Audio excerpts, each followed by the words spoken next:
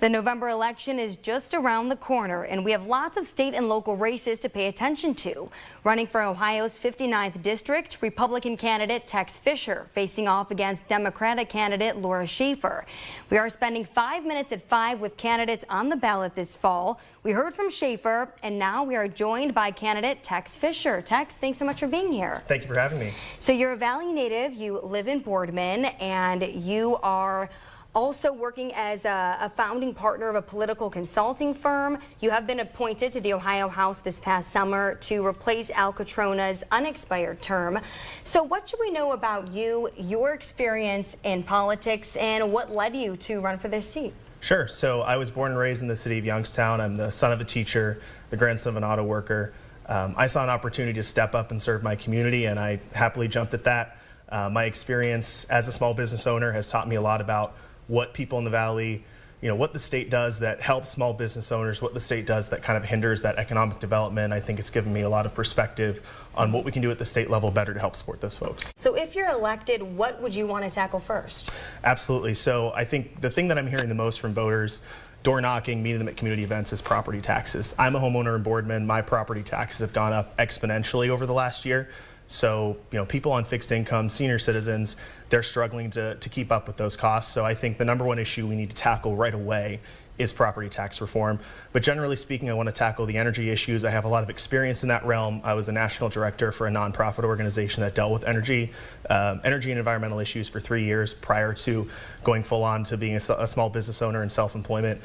So I think those issues, making sure that people's utility bills are getting lower, and making sure we have the energy that we need for the economic development that we want here in the Valley is critically important. You talk about property taxes. A lot of people are struggling to pay their bills, and they do want to see costs continue to go down. What would you do to fight for voters in the State House to offset these higher costs? Absolutely. I think the number one thing that we can do is put more money in people's pockets. Our taxes are too high. When you count the state and local tax burden, Ohio, I believe, is in the bottom 15 nationally. We need to get that number significantly down. We need to put more money in people's pockets, whether that's through property tax reform, lowering the personal income tax, commercial activity tax. There are a lot of different avenues in which the state and local governments take money out of the pockets of our citizens, and we need to work on prioritizing our spending so they're only spending on those critical functions of government, education, public safety, and infrastructure, and really just putting more money in people's pockets. And I want to ask you real quick, another big issue that just continues to come up across the board, reproductive rights.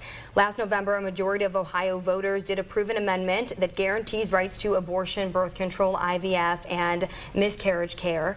Do you accept the will of the people, or would you look for ways to overturn that vote? Oh, I fully respect the will of the people. I'm pro-life, but that issue took those issues out of the hands of the legislature, and it's our job to respect the will of the voters across the board. So that's not an issue that I plan on tackling. My personal position has been made clear. I don't shy away from that, but I want to prioritize other areas we can help people out in the state. What are you learning from local voters as you go out and you hear from them across all these different communities? What are you hearing from them about what their biggest issues are locally? Number one, property taxes.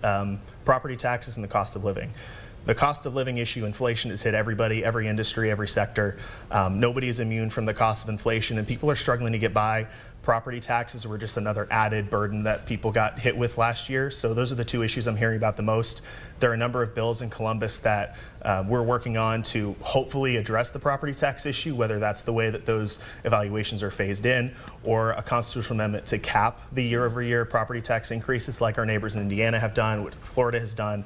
I think there are a lot of good options that we have. I just hope that leadership in the House is able to move something through after the election so we can get people relief for next year. What would you like to tackle first if voted in? So my first bill was just introduced last week. It deals with animal abuse. I think we can all agree, regardless of our political opinions, that people who abuse animals should be held accountable.